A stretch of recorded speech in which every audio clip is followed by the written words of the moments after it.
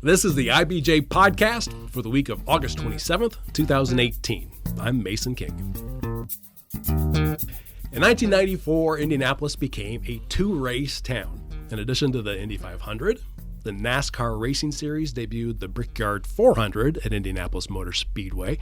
Now, NASCAR was enjoying a huge surge in popularity, and this race was a big success. It drew 275,000 fans, which would be enough to fill every seat in the Speedway. Now let's fast forward to 2018. NASCAR's popularity has been waning for years, and attendance at the Brickyard is down to about 60 to 70,000 people. Now, for the 25th anniversary race next month, Speedway officials have put in motion one huge change in the race and added two significant events leading up to the race in hopes of sparking a resurgence at the gate. Now, I sat down with Speedway President Doug Boles on Thursday to get the new lay of the land. But first, I want to bring in IBJ's Anthony Schoettle. He covered motorsports here for, 19 or 20 years? 20 years. 20 years, before recently moving over to our tech beat. He has a deep perspective on the race and its history. Anthony, welcome back to the podcast. Thank you very much. Okay. What happened to the Brickyard 400? Well, this is a complicated story, and like a lot of complicated stories, there are a number of factors, and that's really what has made the problem very difficult for the Indianapolis Motor Speedway, is unwinding those problems and figuring out which problems are theirs, which problems are NASCAR's, and what to do about those problems. But as those of us who went to the first race in 1994 remember, there were 275,000 people there, and NASCAR was hugely popular, and the race really kind of continued to steamroll along for a number of years. And then in 2008, the Car of Tomorrow was introduced by NASCAR, and it was much ballyhooed at first, but very quickly it became an anchor around the series' neck, and fans really didn't like the car. It was heavier, it didn't perform as well, there wasn't as much passing. And unfortunately for the Indianapolis Motor Speedway in 2008, they had done some resurface work on the track. They had done some diamond grinding on the track, which helps open-wheel cars with grip and with passing. But for the heavier NASCARs, and especially with the Car of Tomorrow, it was very problematic.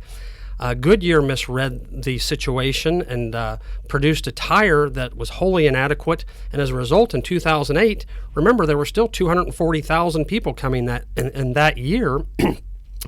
And because the result of all of those problems, they had to throw lengthy yellow flags every 10 laps because of shredded tires to give teams time enough to replace those tires.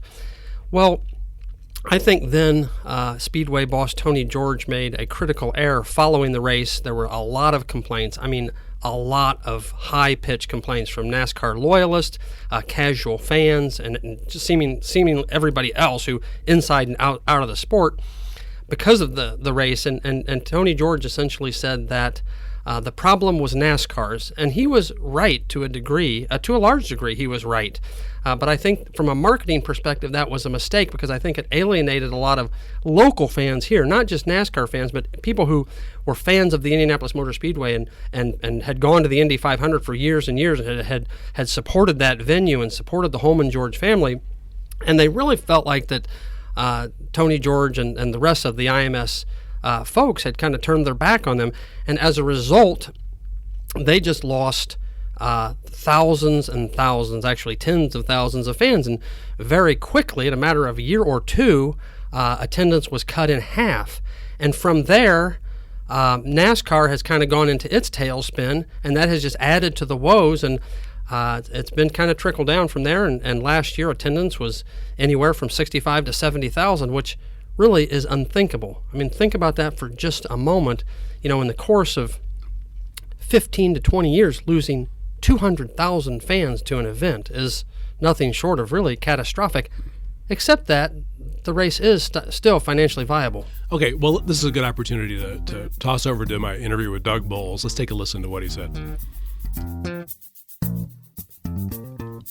Okay, so I'm with Doug Boles. This is the 25th, am I correct? 25th anniversary? Be the 25th running of the Brickyard 400, absolutely. Okay. There's some significant changes this year to the race and to the events leading up to the race. Mm-hmm. And I think you've characterized this as kind of a reset. Yeah, I mean, it's no secret that over the last several years, the Brickyard 400 has struggled from its infancy, the first few years when it sold out, and it was the only NASCAR race that really you could see in the Midwest with the exception of Michigan. And we've tried to tweak things over the last 5 or 6 years to try and add some value to the event, to make it more exciting, to try and get folks to come back. And those tweaks, frankly, weren't working. So we felt like what we really needed to do is come up with a proper reset and really rebuild the Brickyard 400 going forward. And we know that's going to be a long process, but it had to be more than just little tweaks. So the first thing we did was we talked to folks at NASCAR, and we have a new date. So we've gone from what originally started the first week in August and ended up the last several years sort of right at the end of July, Brickyard Weekend, to now hosting it the weekend after Labor Day. And the cool thing about that for us, cool thing being one of the key words, but the cool thing about that for us is the fact that it's actually the last race in the regular season, so it will set the playoff field. So the 16 drivers that get a chance to win the Monster Energy Cup Championship, they'll be battling out here. So it means more than just winning at the Brickyard now. That's the NASCAR Championship. It is the NASCAR Championship for their highest level of racing. So that gets set. We'll celebrate that regular season champion. And one of the biggest complaints we've heard from customers over the last several years is it's just too hot to come out and sit all day at the Indianapolis Motor Speedway in aluminum bleachers in the middle of July. So moving to September, theoretically, the temperature should be better so we can begin to address a concern that our customers have had. Yeah. And then racing product should be better on track because cooler temperatures tend to lead to better racing, closer racing. So there's a couple of things I think we can solve just by moving the date. Now, obviously, the date change comes with the Colts and a lot of other challenges that we aren't exactly Is it the season opener is on the same day? So, and we knew when we made the change that we would likely be on the season opener for NFL every year. We had hoped that at least in the first year we wouldn't be head-to-head with the Colts at home. Yeah. But it is what it is, and one of the cool things about this community is the Colts have been great about communicating with us and vice versa, and we want everybody to succeed. And I think generally the changes have been well received. There are a couple of extra things. I mean, you tell me how significant it is.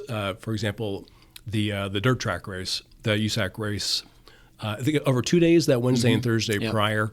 So in addition to the date change, there are two things that we've really done, I think, that will make a difference in the weekend. The first is Big Machine Label Group, through their product Big Machine Vodka, is now the title sponsor of the 400. And what that comes with is not just the promotion, but the Florida Georgia Line concert that will take place on Saturday night. So Saturday we'll have big music element, which will draw people to the event that aren't necessarily race fans, and also gives our race fans something else to do once the racing is over. And then the other thing we've done is we've literally built a quarter-mile short track, dirt track inside of Turn 3 in the infield of the oval to really reconnect to grassroots racing, and the racing that in a lot of ways is where the next NASCAR superstar is found are those folks that are so good at dirt track racing. And then the connection to United States Auto Club, who sanctions them, which is an Indianapolis-based company, started in part by Tony Hallman several years ago. So to have that racing to connect to grassroots on Wednesday and Thursday leading into the weekend, which includes Xfinity Cup and Monster Cup, in addition to the Big Machine Vodka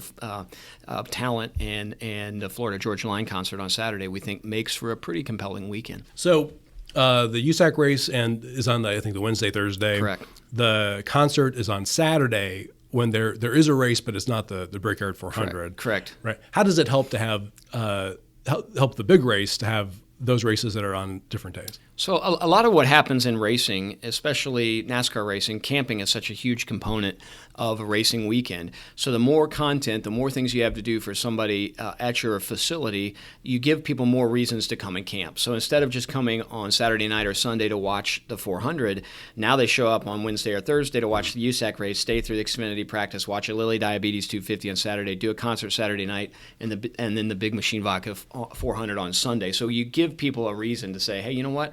I'm going to drive from wherever, spend my weekend or more than my weekend in Indianapolis. And in the past, when it's really just been the Brickyard 400 with an Xfinity race, it's just not been a lot of content. So we think that helps draw that hardcore fan who's looking for the best value he or she can have when they travel to the event. Okay. So, and where are they camping? They're in the infield? So we've got, the nice thing about our facility is 1,000 acres, right? 275 of it is actually the racetrack, and the rest is all over. So most of that camping is actually on the outside of the racetrack, although there is some limited camping in the infield. And I assume that maybe it helps the Speedway to have just people here existing and just enjoying themselves for several days. Like, I mean, they would be buying food, for example, Right. Paying for parking. Absolutely. So it does help on the revenue side. But our real goal in all of these changes, the addition of the dirt track race, the addition of the music on Saturday night, our real goal in all of this is to drive ticket sales to Sunday. I mean, Sunday is our big day. Sunday's the day that we're on a national stage through our NBC partner who's broadcasting our event. That's the race that all the drivers want to win. That's the race that we'll be celebrating its 25th running. So what we're trying to do is give people a reason to come to Indy, stay here, but ultimately we want them to stay for Sunday. So these events coming before the race is to be sticky. I mean, it's like flypaper. As you look at them, you know, the dirt track has a different audience. The concert has a different audience. Even the Xfinity and the Monster Cup, the two NASCAR series that are running here, have slightly different audiences. So you're appealing to a wider variety of folks. And hopefully I'm introducing a short track fan to the NASCAR racing. You're introducing a music fan to the Indianapolis Motor Speedway and NASCAR racing. So all these things are, like you said, it's the flypaper to get them here, to get them to go, wow, this Indianapolis Motor Speedway thing is a pretty cool experience. Yeah. Or I could be me. I could be someone who lives here, and I go, oh, well, this sounds like a pretty cool concert. And I could come on Saturday, and then presumably I'll go, oh, this place isn't so scary. So, and that's exactly right. And when you think about the Brickyard, and really the entire weekend, much of our attendance is Central Indiana. Mm-hmm. We are more national and international for the 500 than we are the 400. So our Central Indiana audience is really a key to all this. And another goal that we have is we'd love to get everybody in Central Indiana to say, I'm going to go buy a ticket and go to one or all of the events that take place at the Speedway around Big Machine Vodka 400 weekend. But what I really want, what this team really wants, what Mark Miles really wants, is for this community to say, wow, there's value to having this race in the Indianapolis community, whether I go or not. It drives tourism, it drives economic development, it's driving spending in restaurants. So there is a contribution that this place and this event in particular makes well beyond just the tickets that are in here. And we still are likely the second, probably the third largest, behind two Indianapolis Motor Speedway events, the third largest single-day sporting event in the state of Indiana in the Brickyard 400. And it's roughly a $30 million economic impact on the weekend, and that's important to this community. So we want to do everything we can, A, because we want it to work for the Indianapolis Motor Speedway, but B, we want it to work for the community. So we're trying to do everything we can to invest to give back to Central Indiana. So my understanding is you think that this year you can improve ticket sales by 10 to 15%? Well, so Anthony asked me the question, and actually Anthony used the number 10 to 15%. Not surprising. And actually, I said that would be a best-case scenario. Okay. I'm comfortable saying that we're going to have more people in the venue. What I don't know for sure is how many. 15% would be a best-case scenario. I know for sure we're going to have more people in the venue this year. Our biggest sales time, other than the point right after the race is over every year and people renew the tickets that they want, our biggest sales time frame is really the last 10 days leading into an event, so almost the walk-up, if you will.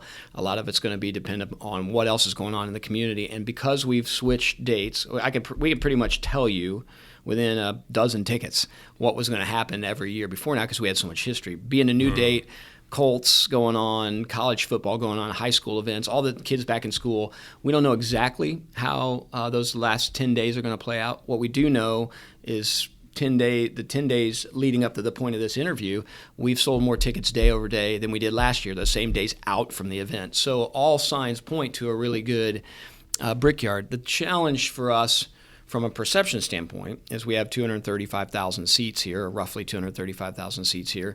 It takes a huge number of additional tickets for somebody to visibly see across 275 acres and 235,000 seats a big uptick.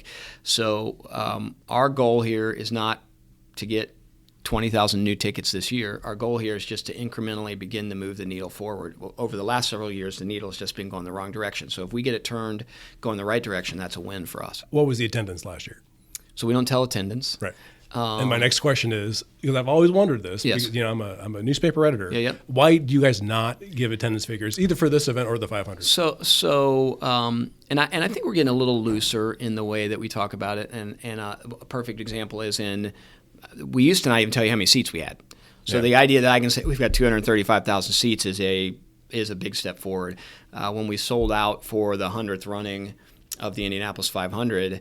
We still didn't tell numbers, and then Mark explained that the Indy 500 attendance is essentially Fort Wayne and South Bend put together, so it's roughly 350,000. So without saying what it was, we sort of began to allude to what it is. Right now, the Brickyard 400 is really similar to a home Colts football game, a little bit more than that. So that's roughly where we are. And we want to turn that around. We want to go. So if I said 65 or 70,000, you're in the ballpark. I'm in the right ballpark. Yeah. And that's about what it was last year. Correct. Based on your sales so far, how much more do you see for this year's? Well, like I said, we've got these next two weeks or so to sell. I'm hoping that we're 3,000 to 6,000 up on last year. So if you didn't increase at all for the attendance for the race, but you had pretty good participation with the events leading up to the race, is that a win? Yeah, it's absolutely a win. Anytime we can get more people here, it's a win. And certainly adding the dirt track race, which will have well over 5,000 people, I think, on Thursday, and probably close to that number on Wednesday, which is huge for a short track event. I think the concert obviously is going to draw. Right now, we've already sold more tickets for the Saturday concert than we sold for the Friday-Saturday concert combined last year that we had here. Oh, wow. So that's good news. It's definitely a win. But as I said, the most important day of that whole weekend really for us is NASCAR Sunday. So while we would be happy that we had more people over, even taking Wednesday and Thursday dirt track race compare year over year, if we had more people over Friday, Saturday, and Sunday, that's a win. I think we'd be a little disappointed that we weren't able to move the needle on Sunday, because that is the day that we're on the national spotlight. That is the day when people hear NASCAR, they don't think Xfinity, they think Monster Cup. So for us, Sunday's really the goal. Yeah. So I'm sorry if I misheard you. 3,000 to 6,000 more people would be absolutely acceptable. It'd be acceptable because again, we've spent a lot of years with this decline, with really the exception of the year that Jeff Gordon retired, when we were essentially flat. We were on the decline until Jeff Gordon announced his retirement, and then literally every day from that point on, we sold more tickets than we did the same time frame the previous year, and that got us back to a flat spot, and then we started trickling off a little bit again. So to be able to stem that tide and begin to go the other direction, that's a win. One thing we do know, we think it'll have to be built over time, and you see it even a little bit in the Indy 500. The Indy 500 went through a period, especially right after the early 2000s, almost through 2011, where it was on just a steady decline. And then from 2011 on, and then in particular from 16, we obviously sold out. We've slowly been growing the event again, and even if you take 2016 out, 17 was way higher than 15, 18 was higher than 17, so we're slowly growing that back to where we think it should be. So I don't know how long it'll take, but what we do hope is that the content is enough there. If we can change the racing a little bit so the racing's a little bit better, if you solve an issue that in our post-race surveys we hear from more, the thing we hear the most is the heat, if we can begin to solve those things, if we can get the racing working well, I think then the word goes around, you know what, I'm going to go back to the Brickyard. Was the race profitable last year? The Brickyard 400 continues to be profitable. And profitable for the Indianapolis Motor Speedway? Yes. Okay. But so we look at, and I sort of alluded to this earlier, and this is really Mark's direction for the whole organization, whether it's IndyCar, the Indianapolis Motor Speedway, IMS Productions, Clabber Girl, all the Indiana entities that are part of the Holman George family's companies. Mark has us look at things through two lenses. One is how does it impact the bottom line for Holman and Company? So my business unit is the Indianapolis Motor Speedway. How do those things impact that? But he also wants us looking through it the lens of how is it impacting our community? How are we making sure that we're giving back to the community? So to withdraw this event from the community has a significant impact financially on the community. So we're looking at both of those. So while we are still profitable, which is good, I think there's a lot of runway and a lot of years that we can continue, if we had to, going in the right direction because of the value that it brings to the community. I think this year we'll turn that around and it'll get even better. How profitable was it last year? It's the second biggest day that the Indianapolis Motor Speedway has financially behind the Indianapolis 500. So it's a profitable day. Yeah, I'm just looking for a number, obviously. and I'm giving a political answer. $5 million? Can you give me a ballpark? It's a significant number. Yeah. Well, great. Well, thanks, Doug. Yeah, no problem. Appreciate it. All right. Yep. Okay, so that was Doug, and I know you've talked with Doug about this before as well. But what stands out to you just from listening to that? Well, first of all, I want to give the Indianapolis Motor Speedway, the Holman George family, Mark Miles and Doug Boles in particular, all the credit in the world for really making a lot of effort to correct the situation, to be maybe proactive is a little bit generous, but really to kind of take the bull by the horns now as it is, to try to make some serious changes. I mean, Doug is right. This year, they have made serious changes. The date change certainly helps, but they lobbied hard. They lobbied the NASCAR hard because 18 months ago, when NASCAR came to Mark Miles and the Holman George family and Doug and wanted to change the NASCAR calendar, they wanted the Indianapolis Motor Speedway to host the race in June, maybe early July. But that wasn't going to solve the heat problem, which is twofold. People being hot and miserable, not wanting to be there, and the cars not performing well. So they were proactive on that and got the September date that they feel like will make a difference. And remember, too, that the Brickyard 400 now will be the very last race of the regular season for NASCAR, the last race leading into their playoff system. So that is going to add a lot of storylines to this and add a lot of drama. It's probably going to draw some people out. I know it's going to draw some people out, especially the hardcore racing fans, because there's going to be a lot on the line. And so the Indianapolis Motor Speedway deserves a lot of credit. They've done a lot to make this happen. And I think Doug is realistic in his numbers, and I really appreciate that because so many people in sports events and marketing are not realistic, and I think Doug is experienced enough to know what to expect. And so I think they've kind of got it going in the right direction. I do think it's a tough sled, and this is why. Mark Miles and Doug Boles and the Holman George family, they're not the only smart people in motorsports, and they're not the only people trying to address this problem. So every other track are doing similar things to try to draw in people. And there are just some things that are difficult to deal with. The one thing that I didn't mention earlier is really the shift in car culture. I'm in my early 50s. My dad, who's now deceased, would be 100 if he was still alive. And when my dad was coming of age, when I was coming of age, the automobile was something special. Indianapolis was a car town. We had a lot of manufacturing here, and your automobile was an extension of your personality. And NASCAR was tied to brands and really capitalized on that. And now the millennials and the younger people see the car as a commodity. Think Uber, think Lyft, think of these little small cars we have in downtown Indianapolis you can jump in and rent for a few hours. Making the automobile a commodity has really helped fuel that decline in attendance, because I think really the passion for automobiles has waned, and as an extension of that, the passion for auto racing has waned. That's a tough nut to crack. Mm-hmm. So I think that they're going to have some effect with what they're doing, but I don't know how much. Well, and so much, I think, my suspicion is at least, is going to depend on the walk-ups on the day of the race. I think a 90-degree day is going to scare people like me away. I think a 75-degree day, people like me are going to be like, well, my buddy has a ticket. Unfortunately, you have a lot more rain in September. I mean, they're probably going to be safe, but their biggest problem is this.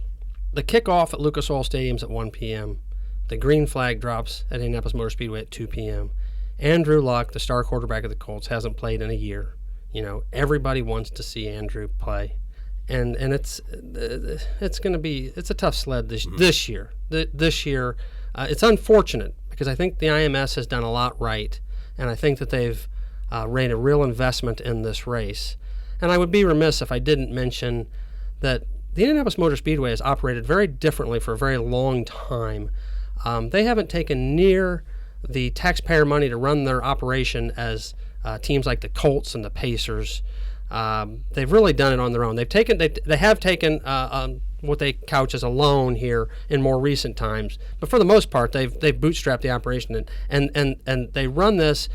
I really believe they run these events for a community benefit. Yes, they're making a profit off it. They're still making a profit off the Brickyard 400. Let's be clear about that. But it also has a $30 million economic impact for the city, as much smaller as it is now today than it was 10, 20 years ago. It still has a $30 million economic impact. And I think the Holman Georges feel like they're a steward of that, and they've acted as such. Okay, I'm glad you said we did about profitability. I asked later in the interview, Doug, if it's profitable. He said yes. I know that you've got a much more complicated understanding of how that works. How profitable is it? Short story long is that when the Brickyard 400 first started at the Indianapolis Motor Speedway, the Indianapolis Motor Speedway controlled a lot more than they do today. They controlled the TV contract. They got all of that money essentially, and they controlled a lot of other things too, sponsorship. And so they were bringing in probably $25 million a year just from that race. And I have had reliable sources confirm those numbers, that the total revenue was in the $35 million range. The profit on a very good year was $25 million. And really it was enough. If you go back, think about the Brickyard 400 started in 1994, and in 1996, IMS boss Tony George started the Indy Racing League. And that $25 million a year was a big part of propping up the IndyCar series in its early days to where it is now, able to stand on its own 2 feet. Now, all that said, a number of years later, 2001, NASCAR took control of the TV contract. Doug Boles told me that they now generate more money through their locally generated revenue, that is ticket sales, sponsorships, parking, concessions, all those things, than they do from TV. So a couple of points there. NASCAR does revenue share their TV money, and the bigger the race, the bigger the revenue share. So Daytona gets the most TV money, Daytona International Speedway, where the Daytona 500 is held. Indianapolis Motor Speedway gets the second biggest cut. So with that money and with the local money, which Doug says is now a bigger pool than the TV money, they're still able to make multi-million-dollar profit. It's not $10 million anymore, but it's probably still $5 to $7 million a year. That's as it is right now. As it is right now. Last year, with 70,000 people, they were still making, let's say, $5 million. Yes. They can continue on at this level, but that's not what they want. I mean, no business wants to be static, so everybody wants to grow, right? And it's obviously it's a smart strategy. You know, as Doug pointed out, it's a massive facility, which is good, but it's also expensive. It's a fixed asset, but you still have to maintain that. And think about all the money that's gone into Bankers Life Fieldhouse, Lucas Oil Stadium, Victory Field.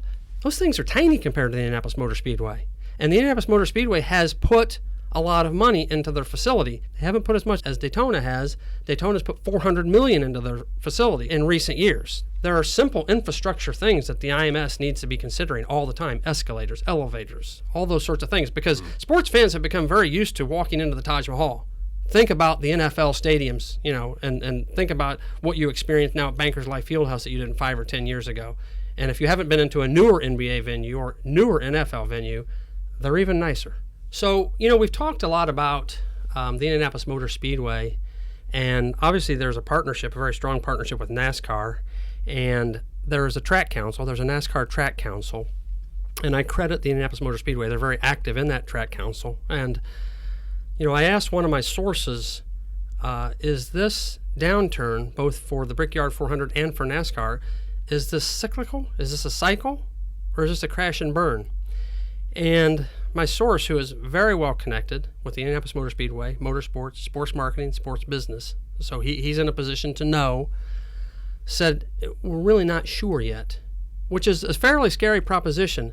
He said, if NASCAR and its partner tracks take some pretty serious measures, address it, realize the problem, and take steps to correct the problem, that it very well could be cyclical.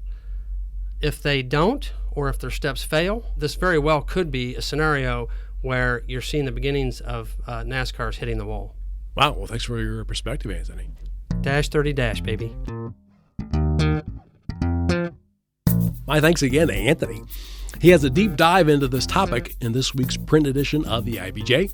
And also this week, Lindsay Erdoty has an in-depth examination of money flowing into Indiana's closely watched U.S. Senate race through joint fundraising committees and super PACs.